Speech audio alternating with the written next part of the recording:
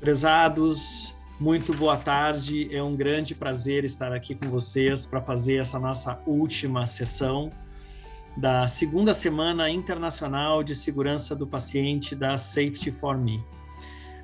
Hoje, dando seguimento, nós estamos continuando a falar sobre a questão dos erros de medicação, né, de acordo com a campanha da Organização Mundial da Saúde, o Medication Without Harm, e fizemos painéis ao longo dos 4 dias, que foram, dos 3 dias que nos antecederam, foram muito interessantes, e hoje estamos finalizando, então, o nosso evento com uma sessão muito especial, que é uma sessão que vai falar sobre o engajamento do paciente na sua segurança. Vamos discutir o engajamento, vamos discutir a empatia, vamos discutir sobre o conhecimento para o público leigo e o atendimento, enfim, vai ser uma sessão muito, muito especial com convidados muito especiais, né? Queria deixar mais uma vez o nosso agradecimento aos nossos apoiadores, a Patient Centricity Consulting, a ONA, Organização Nacional de Acreditação, e a nossa SOBRASP, a Sociedade Brasileira de Qualidade do Cuidado e Segurança do Paciente. E também um agradecimento muito especial à BD, que é a nossa patrocinadora, que fez com que esse evento fosse possível pelo 2º ano. E já para iniciar, então, a nossa sessão de hoje, eu vou passar a palavra para o nosso colega Carlos Damasceno, que vem nos contando uma história nos 4 dias a respeito do VAN e de todo o processo para ter cuidados em relação aos acessos venosos. Carlos, tudo bem contigo? Olá, tudo bem? Boa tarde a Jóia, todos. querido. É uma história, né? É Estamos verdade. literalmente concluindo a história hoje. É isso mesmo. A palavra está contigo, querido. Muito obrigado. Eu que agradeço, doutor Salvador. Bom, de novo vou compartilhar aqui a minha tela de onde paramos, tá? Ontem nós paramos aqui. Vamos ver se não vai acontecer o que aconteceu ontem, que ele teve vida. Então nós paramos naquele slide anterior. E aí, o que eu quero trazer hoje para vocês? Quando nós falamos em segurança, em um programa de qualidade que olha o gerenciamento do acesso vascular como um todo, a BD entendendo aí a sua responsabilidade como uma das maiores companhias desenvolvedoras de tecnologias para atender as necessidades do paciente com terapia intravenosa, ela parou, pensou e disse, não podemos ir sozinhos trabalhar com esse tema. Então, o que nós fizemos desde o início desse ano foi unir forças com o IBSP, que é o Instituto Brasileiro de Segurança do Paciente, que já está aí no mercado há mais de 10 anos, e o IBSP validou todo o processo do programa VAN. Então, olhou tudo que nós coletamos de dados, como que nós analisamos os dados e o que trabalhamos com os clientes, com os hospitais, com os nossos parceiros, e com qual intuito a BD fez isso? Olhando um processo de reconhecimento dessas instituições. Ah, Carlos, então você está dizendo que o hospital que participa do VAN, ele vai ser reconhecido, ganhar um selo?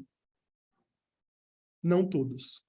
Porque o hospital precisará mostrar que ele desenvolveu um programa, que ele implementou melhorias e que ele conseguiu garantir que a segurança do paciente tenha sido algo institucionalizado e que as pessoas tenham recebido essa responsabilidade.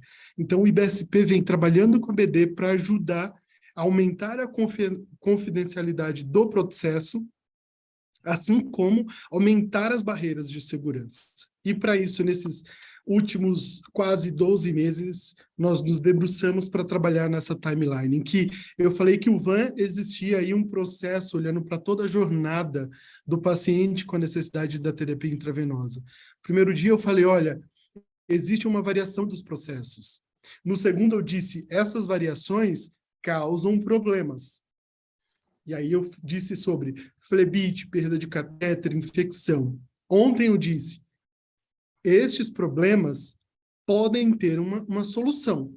E nós, BD, podemos trabalhar com vocês da maneira, aplicando o programa de gerenciamento do acesso vascular. E hoje eu digo para vocês, Essa é a timeline do Programa de Gerenciamento do Acesso Vascular. Na verdade, essa é a timeline do Programa de Reconhecimento de Excelência Clínica para o Gerenciamento do Acesso Vascular. Aqui é onde a BD gastou, junto com o IBSP, muita energia para construir um programa de reconhecimento em que vai olhar as instituições e trabalhar com os diferentes núcleos, núcleo de segurança, núcleo de educação, núcleo de práticas assistenciais, para conseguir, de forma uniforme, trabalhar a instituição como um todo, para garantir que a jornada do paciente com a necessidade de terapia intravenosa seja o mais seguro possível. E, como eu comentei, o processo do VAN ele continua muito parecido. Então, um diagnóstico para criar uma baseline, um processo de reconhecimento, de recomendações, implementações e os 2 diagnósticos, que vai estar aqui e aqui. E nesse inteirinho aqui, nesse intervalo entre o primeiro diagnóstico e o segundo, que vai aí do primeiro a, no mínimo, 9º mês, é onde a BD trabalha ombro a ombro com a instituição, implementando ações educacionais, políticas institucionais ou reajustes de uso de tecnologias para melhorar a segurança desse paciente. Então, aqui nós não estamos falando de produto, nós estamos falando de pessoas, de tecnologias e de processos. As barreiras que vão apoiar a instituição a melhorar a jornada do paciente. E aí, no segundo, entre o 9º e o 12º mês, é quando nós replicamos aí o diagnóstico e olhamos, analisamos, fazemos literalmente um depara, né? Primeira coleta com a segunda, para analisar os desfechos, as entregas da instituição. Então, nós vamos trabalhar 5 grandes pilares. Voltado para a redução de infecção. O outro, voltado para a redução de trombose relacionadas a PIC. Sobre processo de seleção dos dispositivos intravasculares, catéter certo para o paciente certo na hora certa, manutenção de catéter segura e, por último, redução de riscos da terapia intravenosa, principalmente aqueles eventos adversos com danos. Então, dentro desses 5 pilares, nós temos aí itens de verificação que os hospitais precisarão implementar para receber o reconhecimento da BD e IBSP. E eu tenho a grata surpresa, sim, a honra de dizer que hoje, dia 22 de setembro de 2022, nós acabamos de fazer o reconhecimento do primeiro hospital brasileiro considerado um hospital com excelência clínica para o gerenciamento do acesso vascular. Então, a BD se movimentou nesses últimos anos, principalmente no início da pandemia, para apoiar as instituições, para tornar o processo do gerenciamento do acesso vascular mais seguro e uma realidade dentro das instituições. Então, nesses 4 dias, a grande mensagem que eu queria deixar aqui, representando o time da BD, é que vocês hospitais, vocês profissionais da saúde e vocês pacientes não estão sozinhos. Nós, como indústria, nós como BD, estamos juntos com vocês para melhorar a jornada do paciente com necessidade de terapia intravenosa. Então, é isso. Juntos podemos avançar no tratamento do acesso vascular. Meu muito obrigado, Dr. Salvador, por essa oportunidade incrível e por navegar aí nesses 4 dias com esse tema que é extremamente importante para nós. Muito obrigado. Carlos, uma alegria a gente poder ver o teu trabalho e ver o trabalho que a BD vem realizando, porque não se trata simplesmente de vender o equipamento, ou de produzir tecnologia para isso, mas também de prestar um serviço pela melhoria. Então, eu acho que é uma responsabilidade compartilhada. Acho que cada vez mais a gente está neste cenário entendendo de que todos nós somos parte, né? Seja indústria, seja prestador de serviço, seja fonte pagadora, seja profissional da saúde, seja o próprio paciente, que é o nosso tema hoje, né? O paciente, a sua família, engajar todo mundo em cima. Essa é uma causa única, é uma causa de todos, né? Todo mundo tem que estar junto para isso. Muito obrigado a ti, muito obrigado a BD por ter viabilizado esse nosso evento aqui. Vamos continuar. Eu que agradeço. Muito obrigado. Um grande abraço. Tchau, tchau. Dando continuidade, então, ao nosso evento, eu vou ter o prazer agora de anunciar para vocês a Vonda Batten. Vonda Waden-Battens é uma construtora de alianças e coach de liderança. Por mais de 30 anos, a Vonda tem orientado profissionais para o sucesso em nome das suas organizações e carreiras. No ano de 2013, Vonda decidiu contribuir com as suas habilidades em nome da segurança do paciente após um evento que aconteceu com seu marido, Yojira Charles Bates, que faleceu de uma das causas mais comuns de morte evitável, o tromboembolismo venoso associado ao tratamento hospitalar. Advogando para cada pessoa no sistema de saúde, Vonda traz uma voz compassiva, habilidades estratégicas e experiência em colaboração para melhorar a comunicação e a segurança no cuidado em saúde. Antes de passar a palavra para a Vonda, nós vamos projetar um vídeo que conta um pouco da história dela.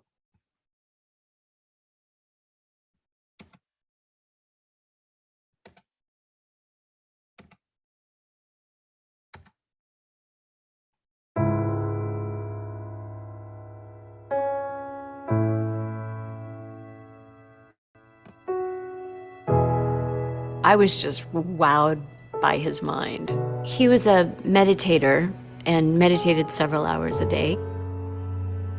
He got it in his head that he was going to meditate on this bench, which was kind of, I call it a perch.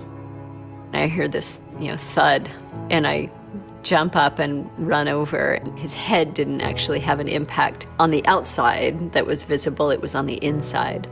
It created such a small bleed that it was hardly noticeable. The only reason I even knew is he was wearing shoes and there was a noise, and I looked down and I said, "Honey, your left leg is dragging."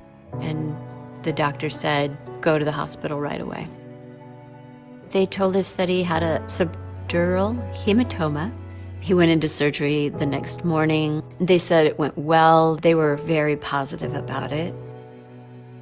We were in the hospital for 13 days, and it felt like some things were clearly going well and other things were clearly not going well. We would report that, he'd had another chest spell, or his arm was numb again, or he had pain. That was followed by what was later called a grand mal seizure. They ran test after test, more CT scans, a chest scan, all day for hours. And then Yogi Raj looked at me and said, "It's happening again." And we get to ICU, and the woman who's in charge of the room says that they think there's probably a blood clot. And she just said, "This doesn't usually go well, and he could die." I could tell that they were, they really, really wanted him to be okay.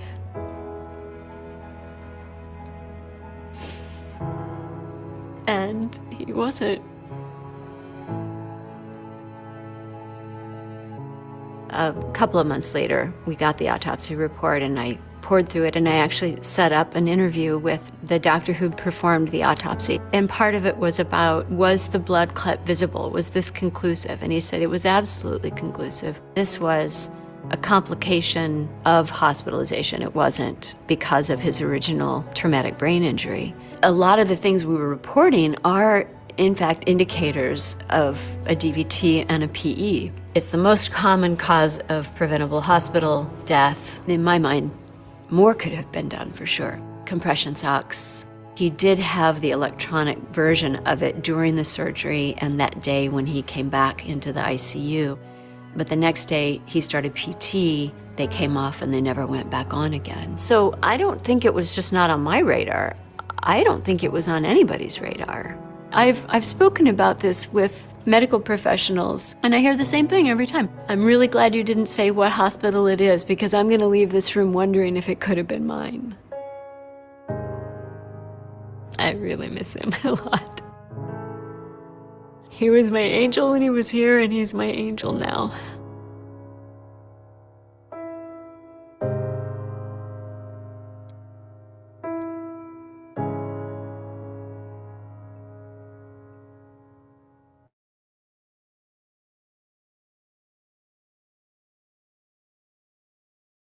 Salvador, thank you so much. Oh, You're on mute, sorry. There you go. Vonda, muito obrigado por estar presente com a gente. E eu só queria lembrar a todos que a Vonda vai fazer a apresentação dela em inglês e nós temos um botão de interpretação que você pode escolher o canal português para ouvir a tradução. Vonda, muito obrigado. A palavra é sua. Thank you. Hello, everyone. And I wish that I could speak to you directly in Portuguese, and I'm so grateful for the translation capabilities. Thank you, Paula, for providing that. It never, ever gets easier making these presentations. And the reason that I do it is that our family was so shocked by the events that took place that resulted in my husband's death that I feel very compelled to do everything that I can to help the medical fields around the world do what I know everyone wants and strives for, which is to help people heal and let death be natural versus be a system issue or the result of system issues. I have a few slides that I will share. I'm welcome you to follow up with any questions. This is a brief, very brief presentation, so I won't go into a lot of detail about the particulars of what happened for Yogiraj. I will just say that my hope for you today in listening to this presentation and to the presentations of my colleagues here is that you will embrace the idea of engaging patients and family members in a very active way in the work that you do. That I have not met a single person since my husband died 10 years ago who experienced trauma like this, either as a professional, care professional, or as a family member, or as a patient, who did not want to help improve things. I've met attorneys who felt that way. I have met insurers who have felt that way. And so my one message I hope today is that we together can help solve these issues. This is our family on our wedding day in 2009. As you can see, we brought two cultures together, and my husband and I really adored our efforts in bringing families together from very different perspectives. He was just an extraordinary being, and I feel so grateful that we had even a short time of about 20 years together. He wrote books on our psyche and on our heart and our mind. He was one of the first people in the world to talk about the modern science of addiction therapy and yoga. He wrote a book about shadow. I think Jung would have been very, very impressed with my husband's fairy tale version of his story. He had a beautiful family who I am so very grateful to be close with today.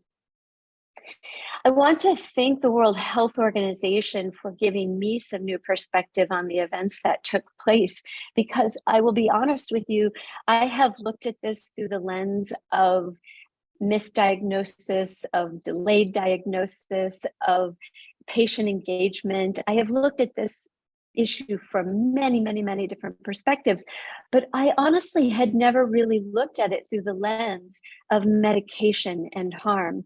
And so when I looked at this wheel that WHO produced for this year's World Patient Safety Day, it struck me that as I went around the wheel, there were 11 areas out of the 16 that I could tell you a story about today.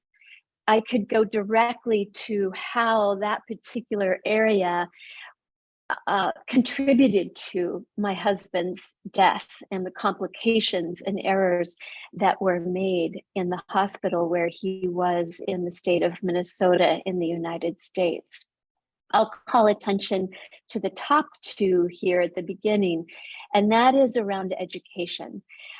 I was not educated, my husband was not educated about medication or even hospitalization for that matter. We went into the situation quite naive. And I think that one of the reasons that I continue to do this work also is because I want to educate the public, not to be afraid, not to be scared, or not to have a lot of fear, but to be really active, engaged partners, excuse me, with medical professionals in any care that is received. It is that partnership, I think, that could be most impactful for improving upon the safety in medicine. And then that's in the purple there at the top. And then to the right of that is the education for hospitals, for clinicians, for professionals of all, everyone in the medical field. We, in hindsight, it's very, very evident that DVT, deep vein thrombosis, and pulmonary embolism there was not a high degree of education in the system. I'll just go through a few of the medication factors specifically that impacted my husband's scenario. First of all, there was no formal DVT or deep vein thrombosis risk assessment in that hospital at that time. And as I learned from colleagues from Johns Hopkins and many other areas or many other hospitals, even around the world, I learned that at that time in 2012, that formal risk assessment was not pervasive. I think it's increased quite a bit, although it's still not pervasive around the globe. And it is my interest to help make sure that that happens. He did have the compression devices on his legs during surgery, not a medication, mind you, excuse me, but a prophylactic intervention to be sure. Excuse me for just one moment.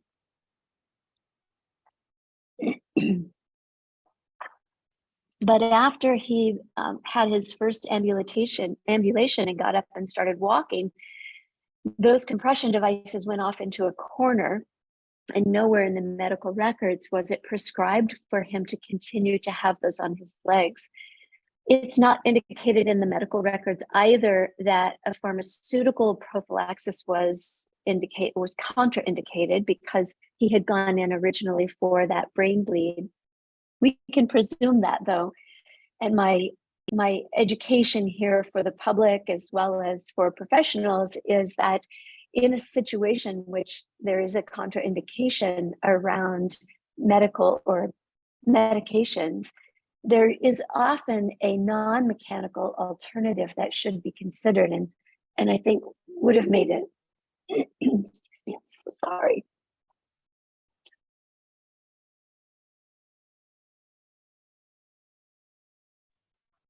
It would have made a difference in his care, and probably would have made a difference in the prolonging of his life. There were a couple of other factors that I don't talk too much about, but are clear in his medical records. And because they relate to medication factors, I bring it to this audience in case it has relevance for your work.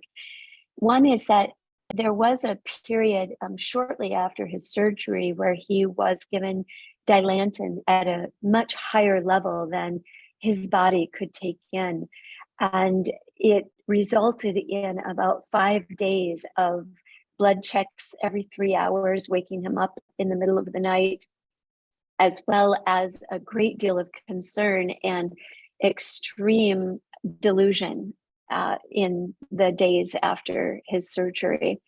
And lastly, I'll say that another medication factor that occurred over those 13 days, and this was on the final day, just minutes before he died, there was a delayed administration of TPA clot dissolving during the resuscitation efforts. It was clear that no one was looking for blood clots, even though blood clots or pulmonary embolism, even though at the time and even today, that is one of the highest one of the most common preventable hospitalized situations, hospital-associated situations. So it is my assessment that if they had been looking for that, they might have been able to intervene much more quickly at many different stages in his care over those 13 days.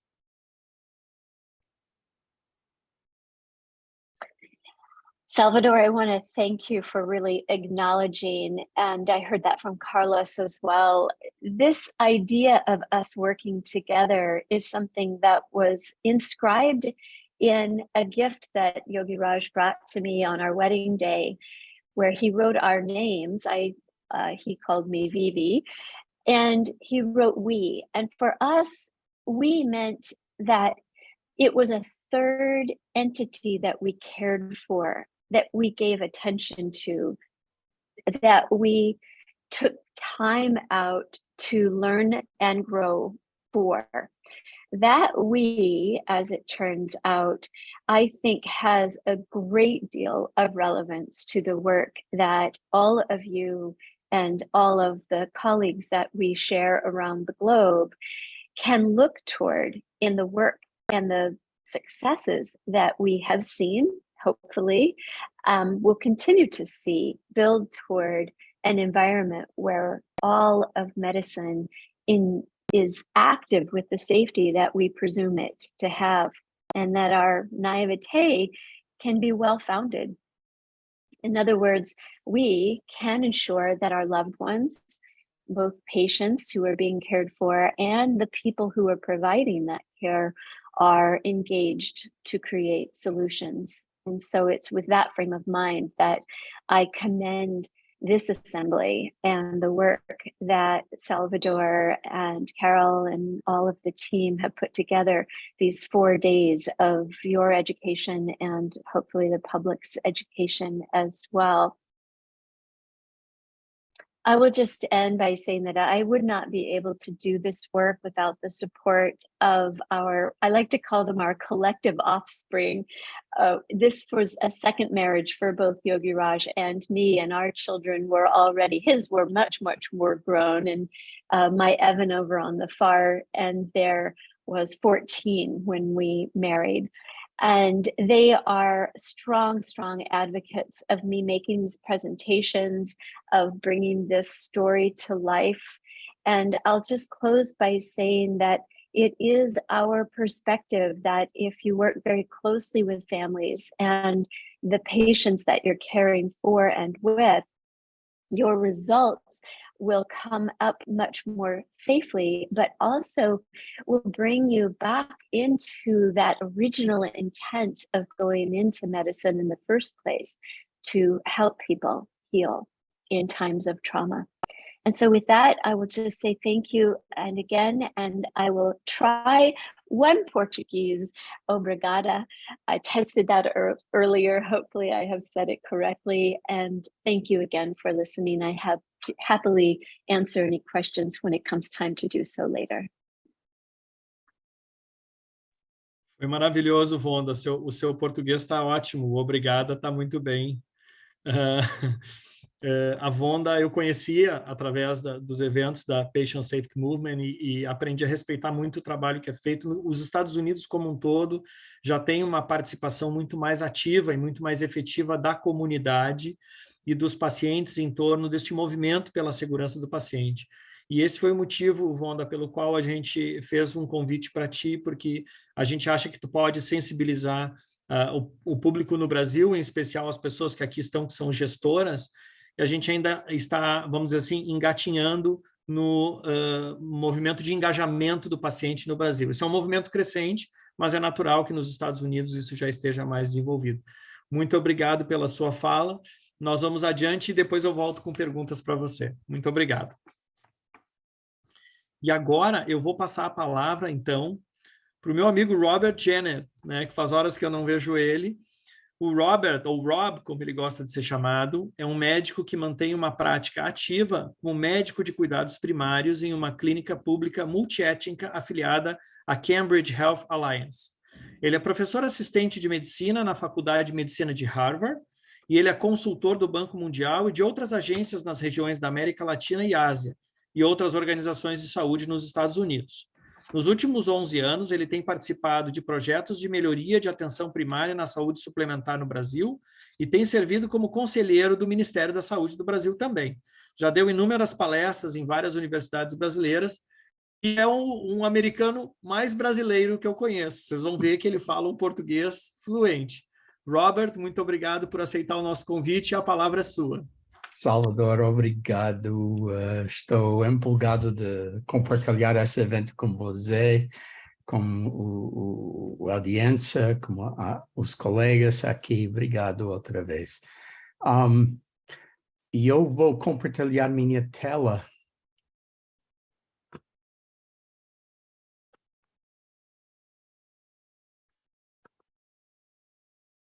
E quero perguntar se todo mundo pode olhar a apresentação. Alguém diga sim, por favor. Tá perfeito, Robert. Pode seguir, por gentileza. E tenho que desculpar, falo português de quase 40 anos de imersão na cultura lusifana, mas não escrevo português. Por isso, minhas quadras são uma mistura de português e inglês. Desculpa disso, mas é o melhor que eu posso fazer. E eu quero falar hoje sobre essa ideia de engajamento dos pacientes, mas da perspectiva da estrutura e função do sistema inteiro. E a agenda que tenho aqui é que o sistema de saúde brasileiro está mudando em maneiras enormes, e essa precisa um modelo novo de alcançar os desafios do sistema novo, que precisa um sistema reformado para alcançar os objetivos. Vou falar da atenção primária e doença crônica, e vou falar sobre sistemas de atendimento centrado no paciente, especialmente as prioridades, valores e objetivos dos pacientes. E, afinal, tenho que mencionar os determinantes sociais da saúde, porque tem um impacto enorme no sistema inteiro e a capacidade de nossos pacientes para obter seus remédios e tomar os remédios com confiança. Então, o sistema antigo de saúde é bem conhecido, um modelo muito individualístico, um médico e um paciente e sua família, enfocado no crise de agora, e essa crise se atende com todo o seu coração, todo o seu cérebro, mas não tem perspectivo da população fora do paciente próprio que está à frente dele. E esse é um modelo tradicional de atendimento de pacientes no Brasil, e é bem orientado para curar doenças, doenças agudas, infecciosas, traumas, etc. Mas hoje temos outros desafios. Talvez você não sabe que Barbie está envelhecendo e perdi um pouco do seu charme por causa do sofá, do pipoca, do tabaganismo, etc. E Donald Duck também era um moleque, mas agora é um idoso, ainda fuma, está descapacitado. Essa combinação das transições é essencial para entender, se quer entender por que temos que mudar o sistema de saúde. A população brasileira está envelhecendo rapidamente e, tristemente, não todos os idosos brasileiros são robustos como o casal lá no direito da tela. E a transição epidemiológica, o panorama das doenças que enfrenta o sistema de saúde também está mudando em uma taxa muito rápida. A mortalidade de infecções foi a maneira dominante de morrer antigamente. Agora é principalmente um desafio de acompanhar doenças crônicas. E tem uma interação entre essas coisas, porque o mais velho, a população, aqui é uma pesquisa do escocês, o mais velho é a população, o mais números das condições crônicas acumulam em sua vida e se apresenta para o sistema de saúde. E se fala de quais condições são os mais prevalentes em nossas populações: tensão arterial, dislipidemia, alergias, reumatismo, problemas de saúde comportamental, diabetes e asma. Então, esses são os desafios dia por dia em nossas unidades de saúde. E esses pacientes normalmente consultaram muitos médicos, e o resultado desse atendimento com muitos médicos diferentes é fragmentação. Fragmentação é a palavra-chave para entender brechas de qualidade, brechas de segurança, porque durante cada uma dessas transições tem um momento de perigo. E se não tem ninguém no centro da roda, quem vai coordenar todos esses serviços? Quem vai saber se as receitas de cada um desses distintos especialistas interagiram ou complementaram, etc. Então, esses são nossos desafios. E falamos sempre dos problemas econômicos do sistema de saúde. Nunca esqueça que as pessoas com doenças crônicas representaram a porção maior de nossas despesas, do nosso orçamento da saúde e da nossa sinistralidade pelos planos de saúde.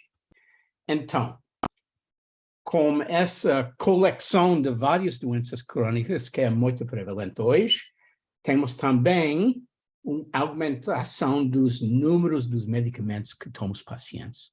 E o mais complexo o paciente, o mais números dos remédios toma. E o mais complicado é o trabalho de ser paciente, de lembrar de tomar os remédios corretamente e cada dia com confiabilidade.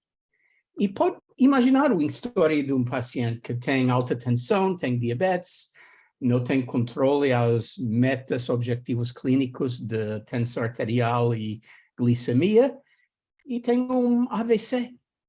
E essa AVC tem consequências ruins, descapacidade, sofrimento humano, etc. E custos altos, porque esse é o tipo de paciente é muito custoso.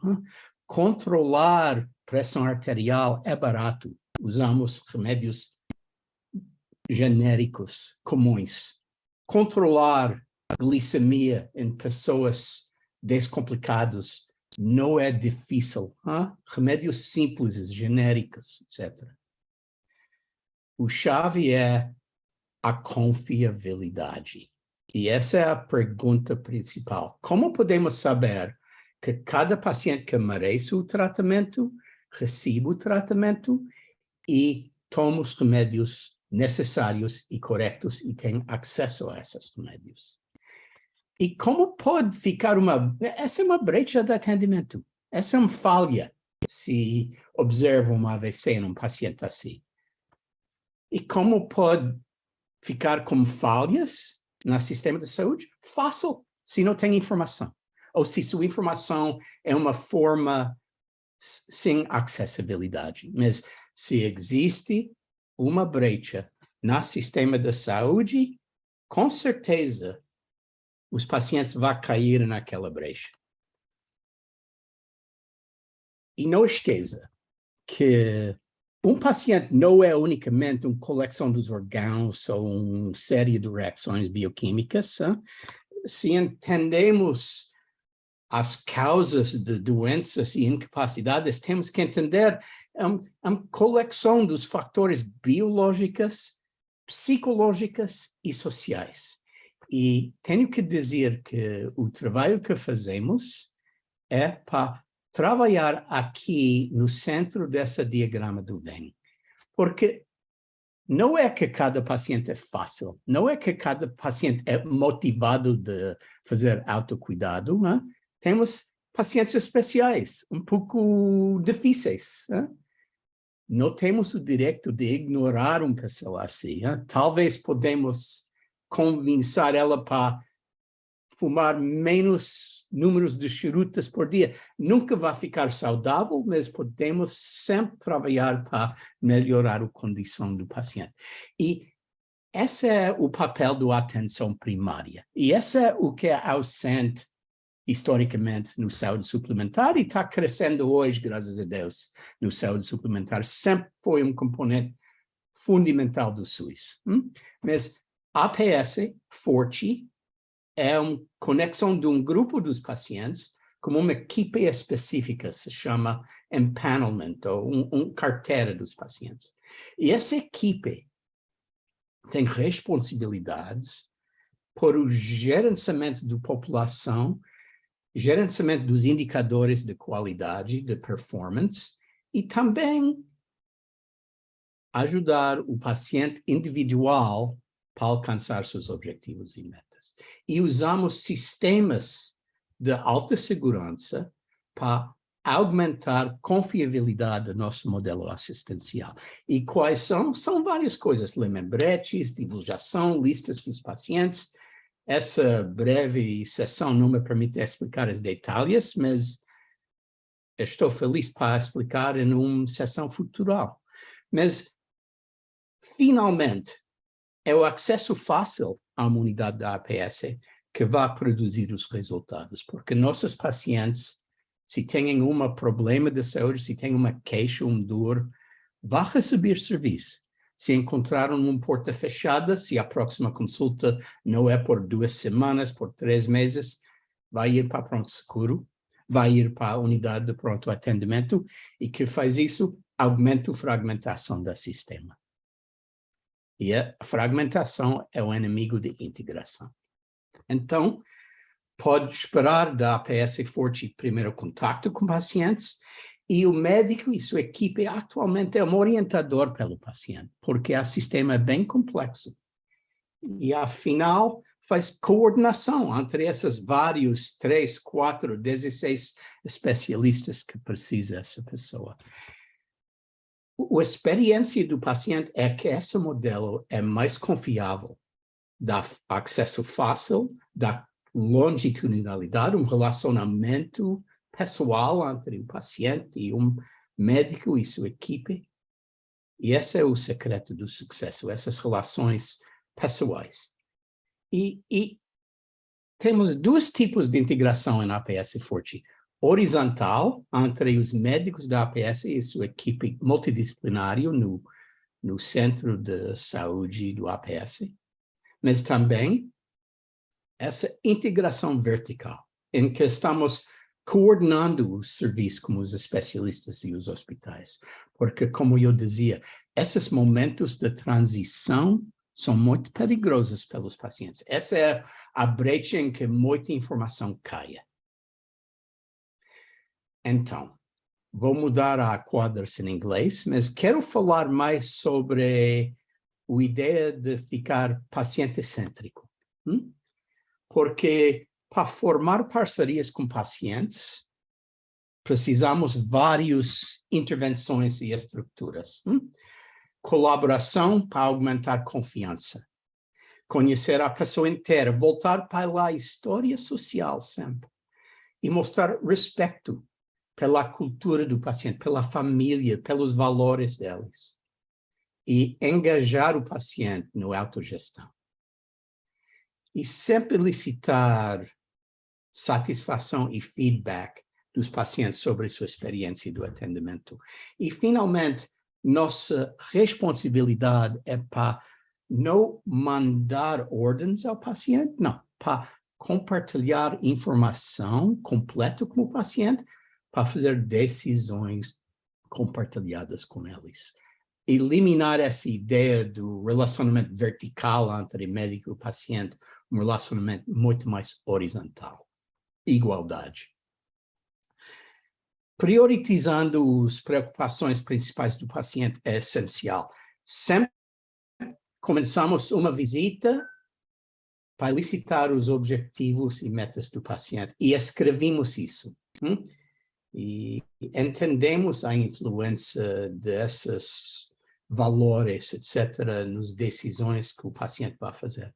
E, finalmente, entender o nível de literacia do paciente. E literacia do saúde é diferente que educação ou status econômico, porque tem muitas pessoas em classe A, classe B, que ainda não entendem como se funciona o corpo nem os remédios. Então, tem que reorientar nossas palavras ao paciente. E, como eu digo, acesso é chave de tudo. Se não tem acesso em APS, não tem nada. Então, temos várias maneiras para aumentar o acesso, com apontamentos disponíveis hoje ou amanhã, trabalhando em equipes que muitas pessoas conhecem o paciente. E abrimos vários canais de comunicação, com telefone, internet, um app do saúde, telemedicina, etc. Então, não é necessariamente uma visita presencial que precisa para engajar o paciente. E temos várias estratégias para engajar o paciente.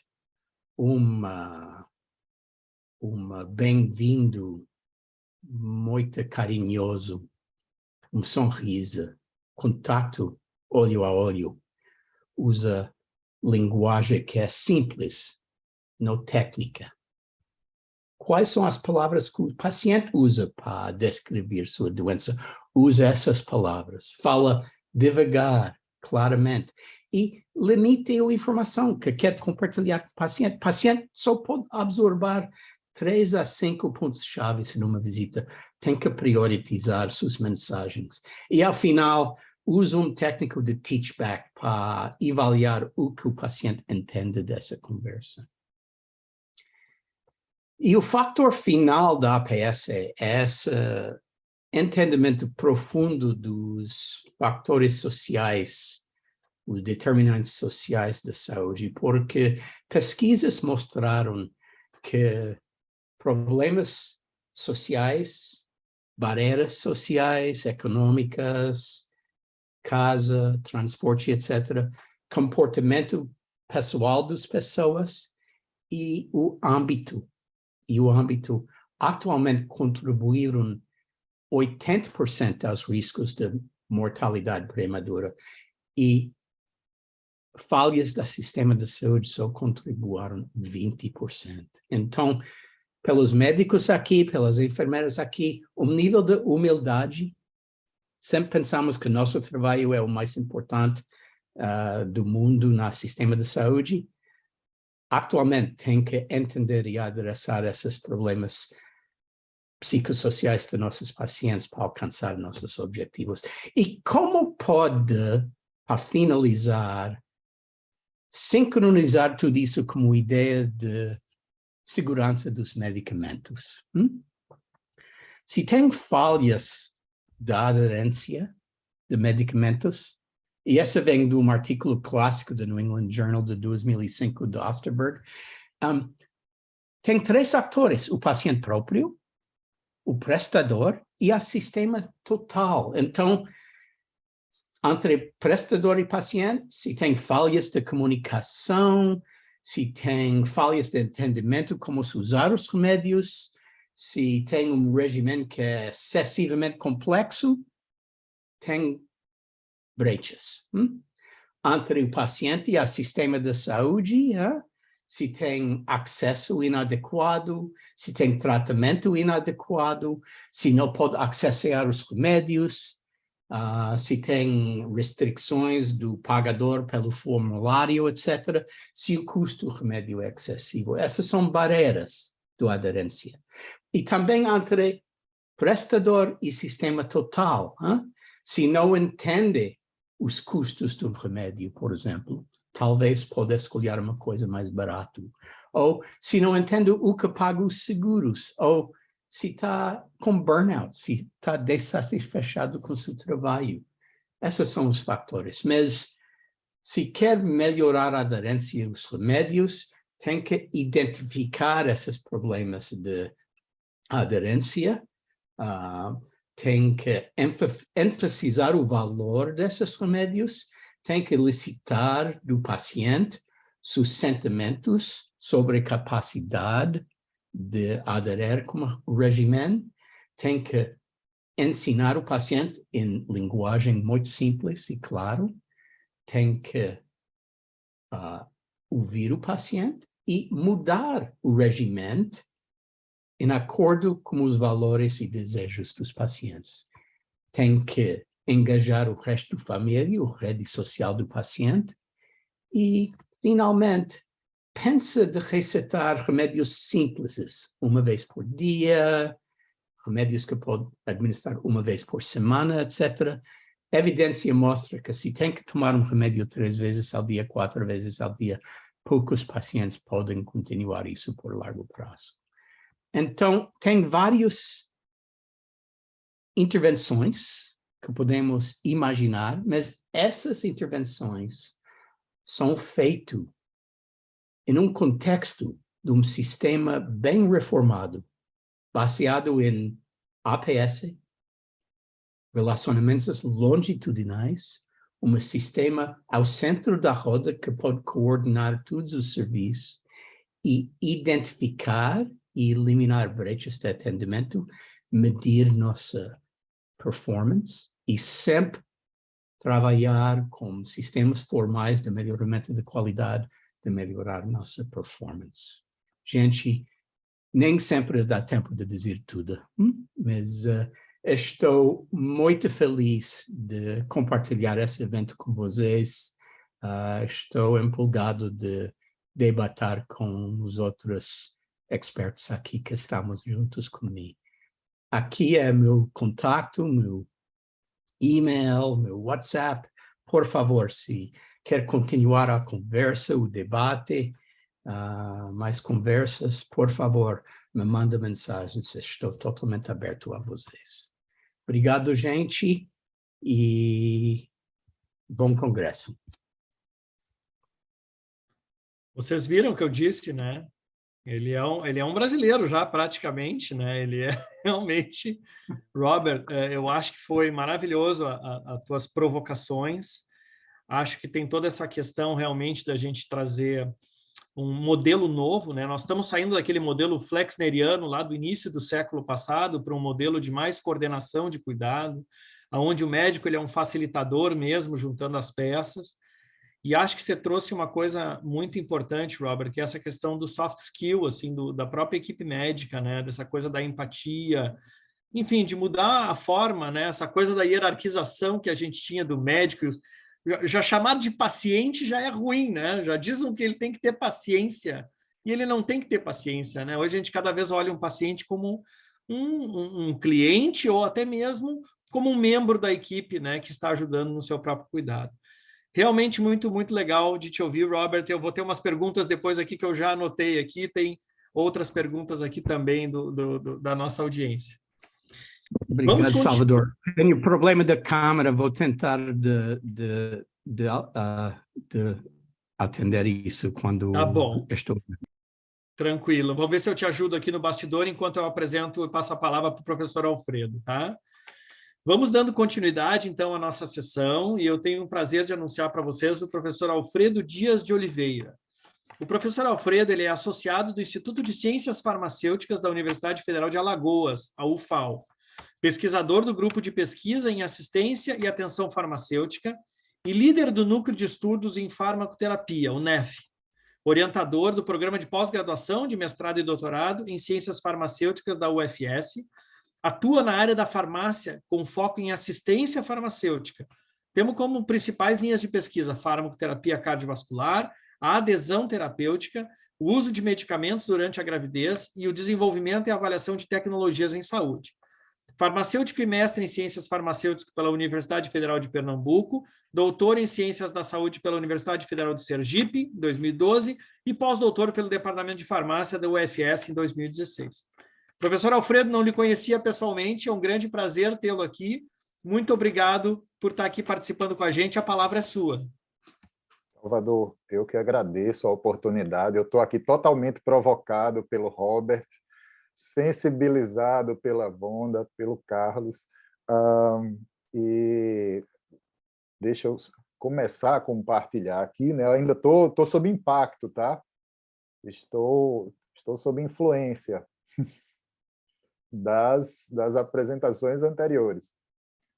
Por favor, só confirma que vocês veem minha tela. Eu já vejo a sua tela. Isso, entrou no modo apresentação agora. Obrigado. Ok. Então, eu vou fazer minha abordagem também curta do ponto de vista do farmacêutico aqui nessa história, né? Claro que pensando nos medicamentos, mas aqui eu vou, pensando no estudo do Osterberg, no artigo, né, tentar focar principalmente no paciente. Quero começar com um texto, uma obra que me estimula muito e que eu acho que eu compreendi errado durante metade da minha vida. O Crítias, do Platão, eu lia por causa de Atlântida, né? Lá que tem o único relato de Atlântida. Nossa, maravilhoso. E lá no meio tem uma discussão sobre medicamento. O que é o medicamento perfeito? O que é o medicamento mais efetivo? E o medicamento mais efetivo, para o Platão, é o conhecimento, né? Então, quando eu vi isso pela primeira vez, nossa, que bonito, mas o meu molde era esse, né? O meu molde, eu acho que o Robert mencionou nessa... o meu molde era o clássico estudante de química e farmácia que está ali no laboratório. Eu fui formado quase sem contato com o paciente. Então, de modo que quando eu me tornei um pesquisador, e comecei a trabalhar com adesão terapêutica, eu estava muito preocupado com números, né? Eu acho que é bem engraçado, porque os meus primeiros artigos, eu acho que vai caindo o tamanho amostral ao longo da minha vida. Eles começam com um tamanho amostral maior, né? E vão caindo. Então, quando eu comecei a trabalhar com adesão terapêutica há pouco mais de uma década, a primeira pergunta que me orientou, né, era aquela questão: quantos pacientes deixam de tomar seus medicamentos? Qual o tamanho da adesão terapêutica? E, a partir disso, o questionamento seguinte foi: qual a melhor forma possível de medir a adesão terapêutica? E aí vem essa questão da formação. Como farmacêutico, a ideia era, olha, a gente pode simplesmente medir metabólitos, né, a dosagem de metabólitos e coisas dessa natureza, ter uma ideia se tomou ou não tomou o medicamento.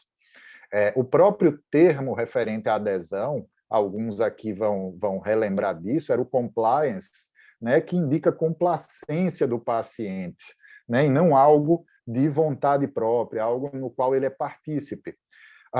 Mas, ainda nesse início, por alguns motivos, eu comecei a trabalhar com métodos de autorrelato para medir a adesão, e não dosagem de metabólitos, etc.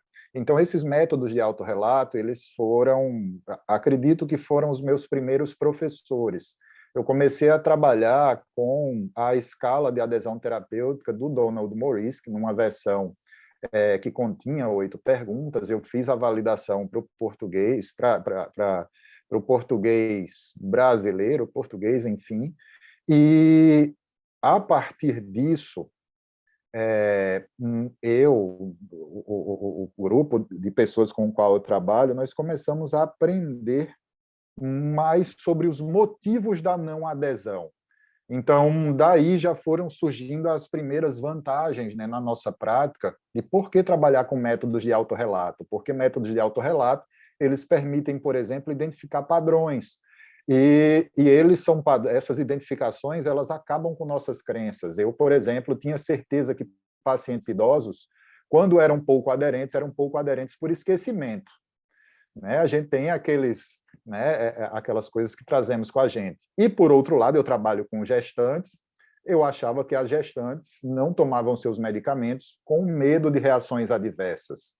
E, quando os primeiros resultados apareceram, né, nós tínhamos instrumentos que permitiam identificar o comportamento não aderente intencional, que é esse que separa por causa de efeito colateral, não intencional, que é esse que você para por esquecimento, e as gestantes, basicamente, elas, quando aderiam menos, elas aderiam menos por esquecimento, porque há uma mudança natural durante a gravidez. A memória é afetada transitoriamente durante a gravidez, enquanto a maioria dos nossos idosos com hipertensão, quando não aderia, não era por esquecimento, era intencionalmente.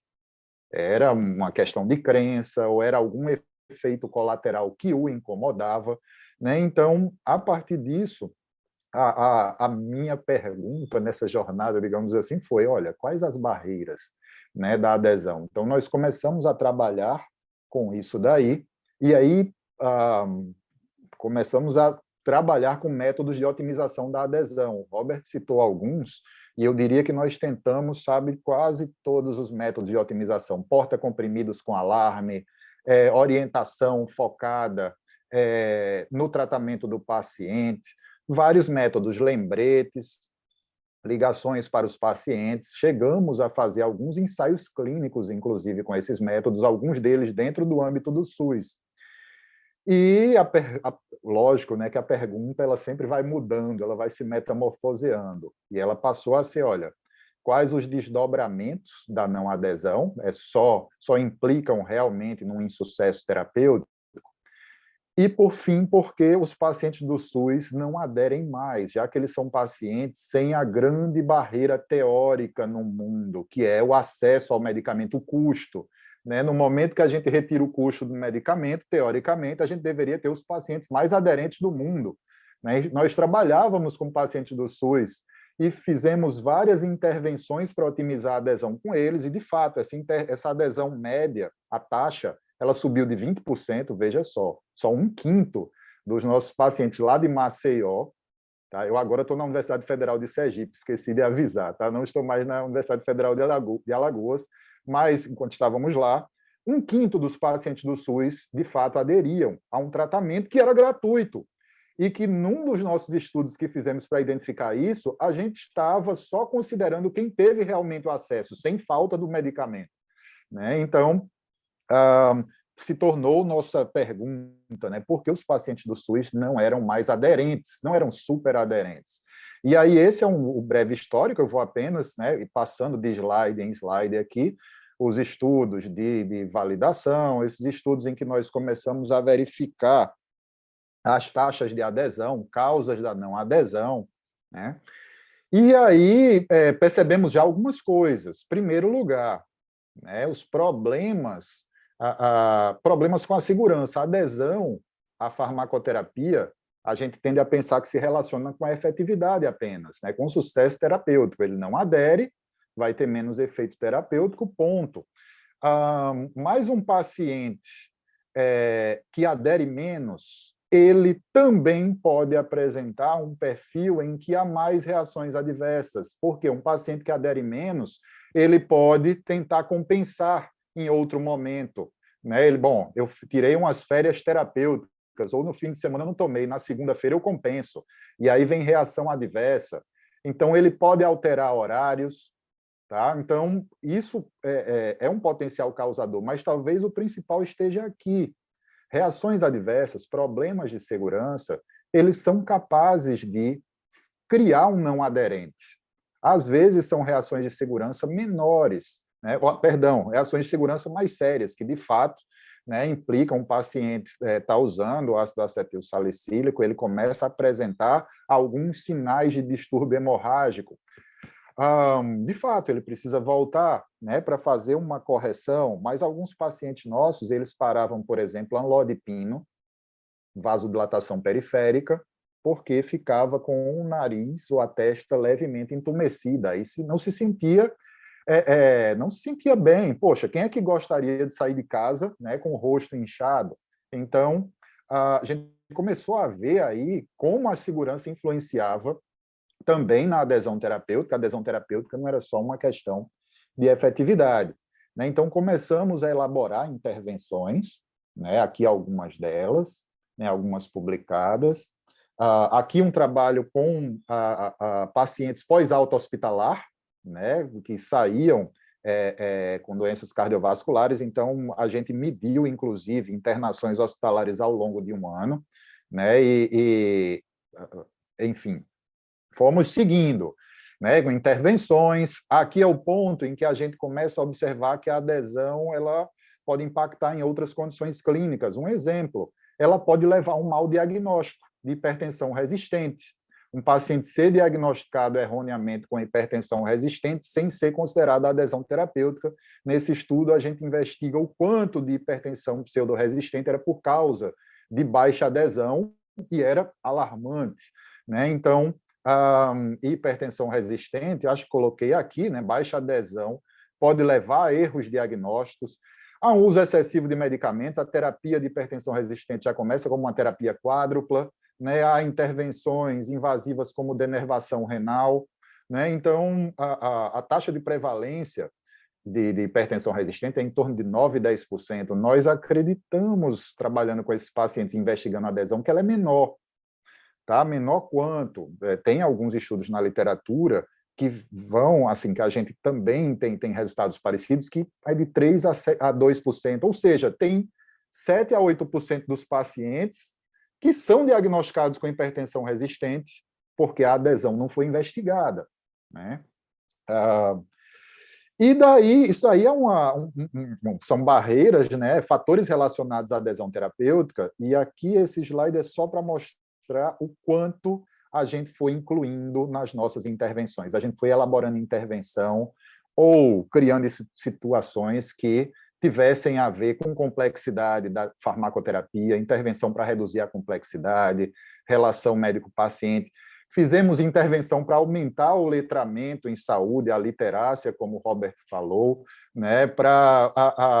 Fizemos até estudos relacionando depressão também, fazendo estratificação de pacientes com depressão. E nós realmente tivemos um aumento da taxa de aderentes. Pegávamos pacientes, 1/5 dos pacientes aderentes. Quando nós fomos adiantando essas intervenções, a gente chegava num teto de 60%. A gente nunca conseguiu, dentro do SUS, mesmo com intervenções, aumentar a taxa de adesão terapêutica além de 60%. Né? Então, e aí nós ficamos malucos. Poxa, por que a gente bate nessa parede? Né? Então, nesse ponto, a gente começou a investigar todo o material que a gente tinha e nós descobrimos o óbvio. Né? Às vezes o óbvio tá diante da gente. Eram pacientes com baixa renda e baixo letramento, grandes dificuldades, níveis de analfabetismo ou de semi-analfabetismo de 51%.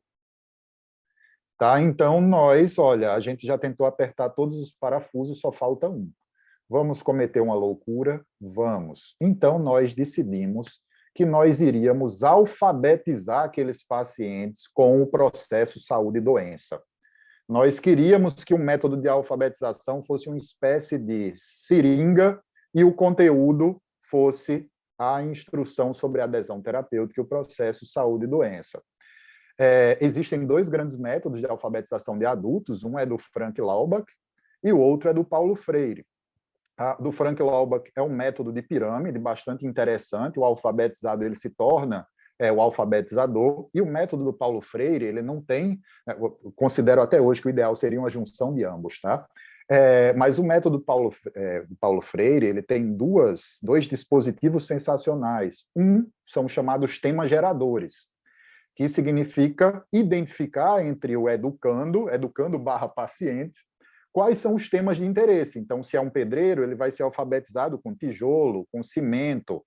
Se ele é um paciente com hipertensão, ele vai trabalhar com temas como sal, pressão, hidroclorotiazida, né? Então, os temas geradores giram em torno desse processo. Aqui está um exemplo, né, dos nossos pacientes. Esse paciente aqui, a primeira palavra dele foi propranolol. Ele escreveu, ele ainda, né, faltou um R aqui, ficou propranolol, mas quantos profissionais de saúde, às vezes, não esquecem o R do propranolol? Né? Então, um dos pontos é dos temas geradores e o do outro é do empoderamento, do empowering. Né? Então, nós queríamos que, ao final do processo, esse paciente ele tivesse esse conhecimento. Né? Aí eu volto lá para o Platão, eu não fiz isso inspirado no Platão, não. Na verdade, eu não entendia Platão, essa que é a verdade. Então, nós elaboramos um ensaio clínico, criamos uma estrutura, trabalhamos com educadores, com pedagogos, colaboração com nossa equipe de médicos, de enfermeiros, de auxiliares de enfermagem, e nós preparamos um ensaio clínico aberto, sem grupo controle. Não iríamos deixar pacientes, sortear paciente para permanecer não alfabetizados, e nos preparamos para 80 pacientes. Eu nunca tive taxa de recusa em nenhuma pesquisa minha superior a 10%. Nesse foi superior a 100%.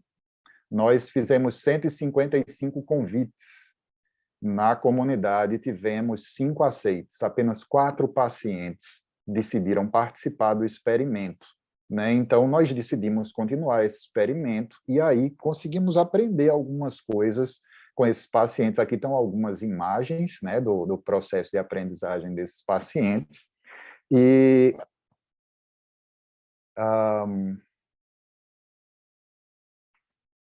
aqui é quando eu não tinha barba ainda, isso aqui foi há 6 anos atrás.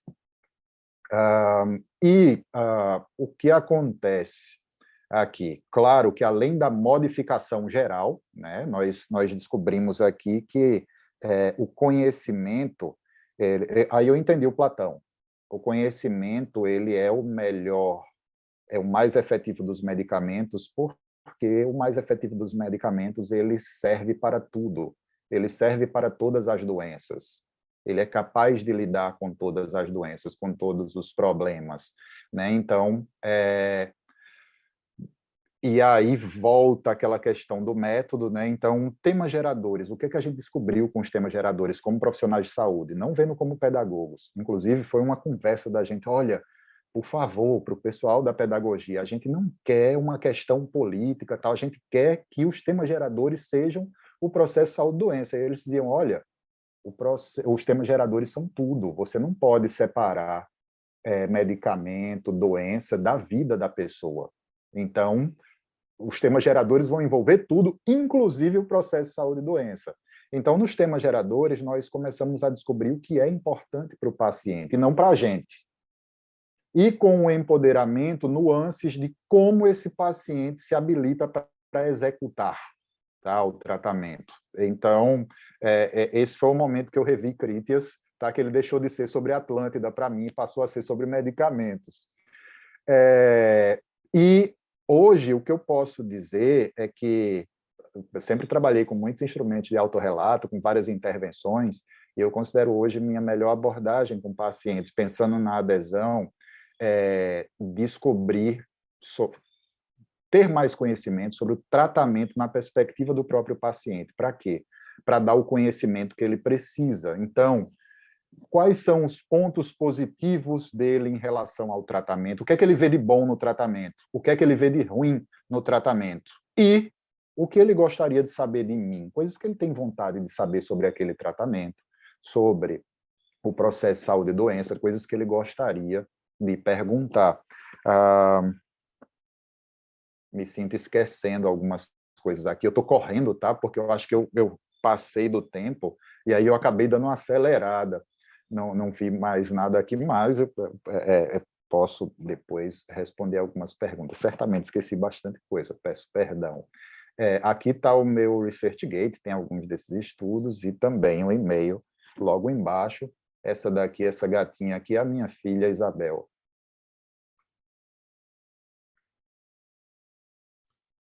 Professor Alfredo, que alegria lhe ouvir, olha, e fechar com o cuidado centrado no paciente, só reforçando realmente o que a gente tem dito, né, que o Robert já trouxe ali, também foi mencionado pela Vonda, é sensacional.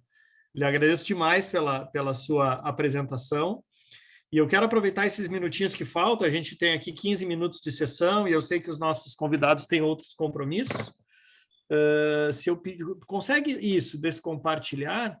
Eu queria já aproveitar, então, a Vonda e fazer uma pergunta para a Vonda, que é a seguinte, Vonda, né? Algumas instituições de saúde, elas têm uma certa dificuldade de trabalhar ainda o tema segurança do paciente. Pelo menos aqui no Brasil, a gente ainda sente isso, né?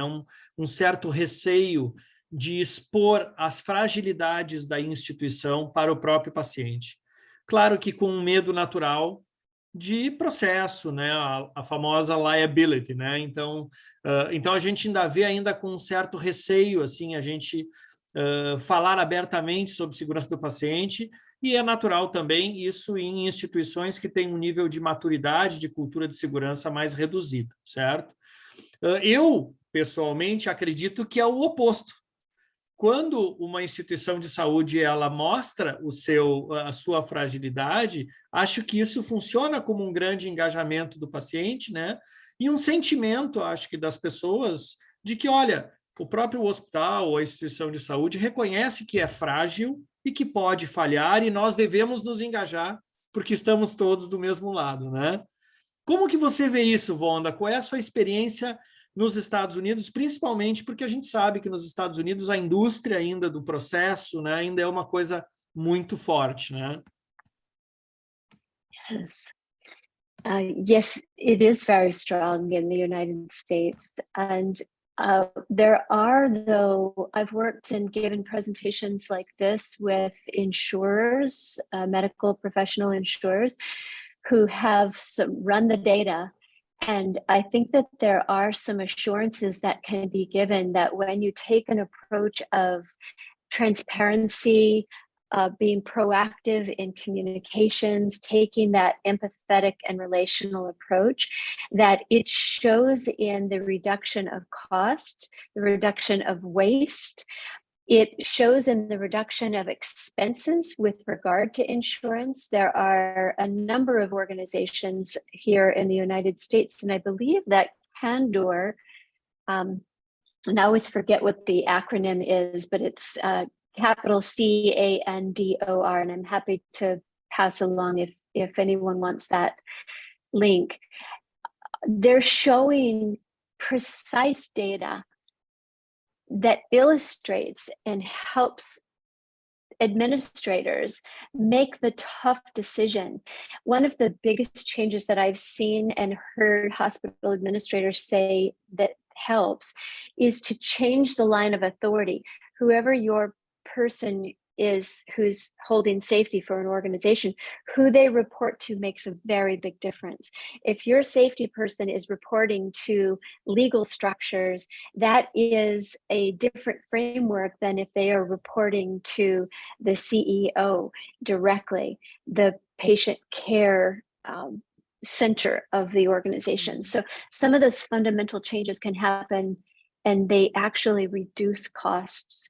So I think showing the numbers is really important. You know, we do it for the heart. We do it because of the stories, but we need the numbers to be able to really move that into the center of change within an organization. And those numbers exist. Perfeito.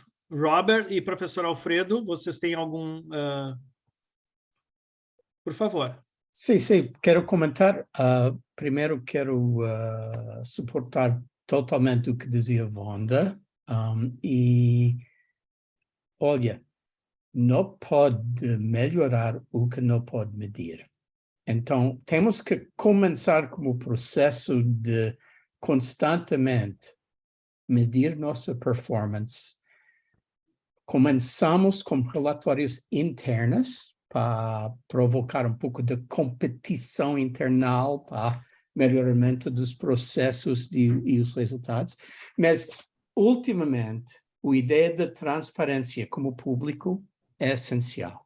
E, em Massachusetts, no estado em que eu trabalho, todos os sistemas de saúde têm que reportar publicamente sua performance em vários indicadores de gestão de doença crônica, de segurança do paciente, de taxa de reinternação, etc., dos erros médicos. E é um momento de desconforto pelos profissionais da saúde, mas essa é a nossa responsabilidade social para compartilhar isso como público. E o público pode decidir qual sistema de saúde dá mais confiança a eles. Então, estamos em um âmbito bem aberto aqui. Não achamos que esses métricos de de performance são informações privadas, não são coisas, secretos corporativos, etc. São privados. E essa provoca muita competição. Concorrência é uma boa coisa. Perfeito. Exposição dos dados para realmente o sistema crescer, né, professor? Sim, sim. Professor Alfredo, acho que concorda também, porque eu via Sim, acenando sim, só acrescentaria que a exposição dos dados, inclusive, melhora os indicadores, do ponto de vista, assim, que indicadores escolhermos, tá? Enquanto o Robert estava falando agora, eu estava pensando em discrepância medicamentosa. Olha, talvez a gente precise refinar mais esse indicador. Tá? Eu vou fazer só mais uma pergunta. Eu sei que a Vonda tem algum compromisso agora em seguida para a gente poder encaminhar o nosso final da sessão. Né? Eu vi, professor Alfredo, que o senhor comentou de uma taxa de adesão até 60% nos pacientes do SUS, o que me pareceu uma taxa bem razoável, bem elevada, né? E eu imagino que possa haver alguma diferença, e aí eu queria te ouvir o Robert também, a Vonda, do ponto de vista de engajamento, quando a gente compara o setor privado com o setor público. Em especial porque eu ainda vejo, por exemplo, nessa questão ali, Robert, da saúde da família, muitos pacientes ainda gostam de ter o especialista, se sentem, vamos dizer assim, tolhidos quando eles têm que procurar o primary care. Né? Muitos estão treinados, têm o mindset ainda do especialista, né? E vocês dois, né, nos mostraram claramente que essa coordenação do cuidado e a orientação do time faz toda a diferença no engajamento do paciente, né? Então, queria que vocês comentassem um pouquinho sobre isso. Bem, eu posso começar. Tenho muita experiência com isso. Não sei se você sabe, mas não tem ninguém em Governador Valadares, em Minas, porque eles tudo moram aqui em Boston. E são nossos pacientes aqui na nossa unidade de saúde. E é típico que um brasileiro chega com nós e diga, doutor, tenho dor de cabeça, preciso ressonância magnética. Tenho dor da coluna, preciso ortopedista. Tenho dor do estômago, preciso endoscopia, etc, etc, etc. E cada queixa na cultura do paciente brasileira é uma vinculadora entre uma queixa e uma intervenção de alta complexidade. Mas sempre é surpresa para esses mineiros quando eles trabalham com nós na nossa unidade, que podemos atualmente resolver 85%, 90% dos problemas no mesmo lugar, quase sem exames suplementários, etc., sem especialistas. Mas essa mudança de cultura não ocorre de repente. Primeiro, precisa um relacionamento de confiança com o paciente. Depois que tem um relacionamento de confiança, o paciente pode observar que, obviamente, esse modelo é superior. Mas eu ensino isso a meus colegas jovens. Nunca diga não. Nunca diga não. Quero ressonância magnética. Sim, pois, antes da ressonância magnética por um dor da cabeça, por que não toma essa nortriptilina, 10 miligramas por 3 semanas? Se o dor da cabeça não é melhor, talvez podemos considerar se preciso E 80% deles são melhores em 3 semanas e não precisam de ressonância magnética. Então, é um processo de engajar médico e paciente como uma parceria. E em uma parceria verdadeira, a demanda é mínima. Mas essa é a cultura brasileira, não é universal mundial, é mais ou menos única brasileira. E é derivada de uma experiência, especialmente da saúde suplementar, a única médica boa é uma médica de especialização. Especialista. Né? Agora, em vários lugares no Brasil, estão aprendendo que o médico da família atualmente pode ser superior. Obrigado. Professor Alfredo? Bom, Salvador, primeiro assim, a gente atingiu 60%, passou um pouquinho, mas depois de muitos esforços, de uma intervenção que ela vinha, sabe, cada intervenção que a gente fazia colhia um resultado, o que é que poderia melhorar? Voltava para a prancheta, né? Então foi uma intervenção que ela levou uns bons 3 ou 4 anos para ir se desenvolvendo. A outra coisa, acho que o Roberto mencionou agora, que é a questão da a cultura do lugar. Nós fizemos isso, claro, em parceria com profissionais de saúde, mas começando do ponto de vista da pesquisa. E uma das coisas muito interessantes das unidades do SUS, e é algo que eu digo até hoje para todos os meus orientandos, alunos, quem está na unidade de saúde, seja paciente, seja profissional de saúde, ele tem que entender que a gente está lá para ficar. A gente não veio para colher resultado, obter, publicou o artigo, tchau, adeus. Ele tem que ter uma ideia da permanência.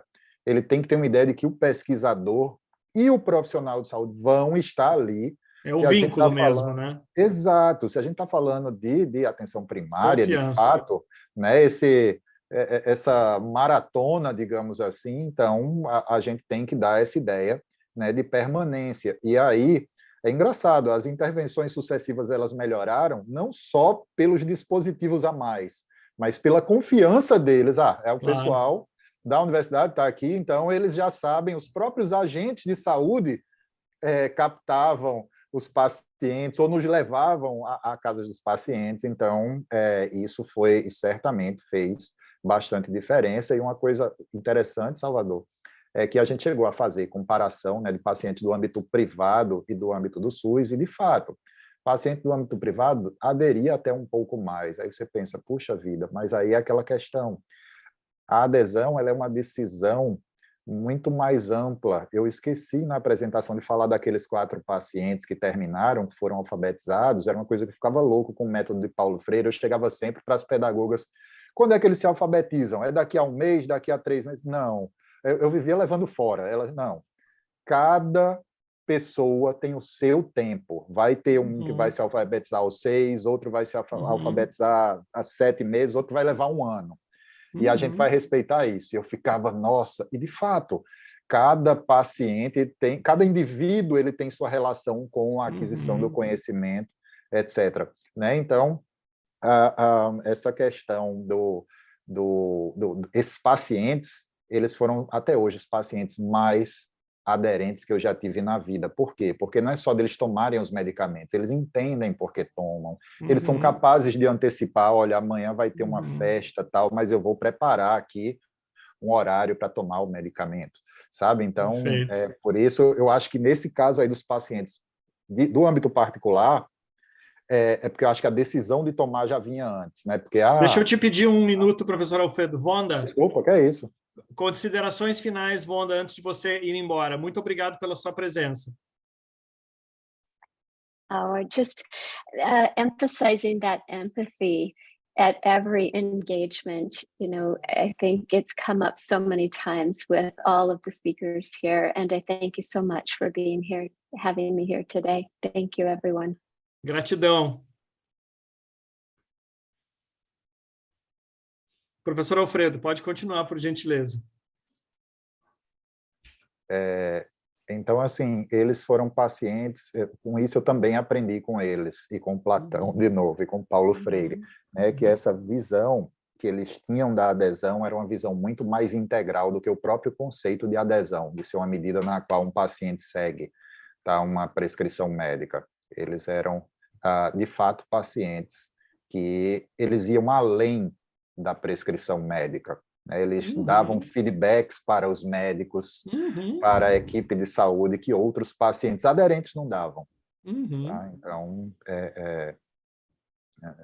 essa foi a lição que eu aprendi com eles. Por favor, Robert. Qual é a maneira tradicional que os médicos tentaram de aumentar a adesão?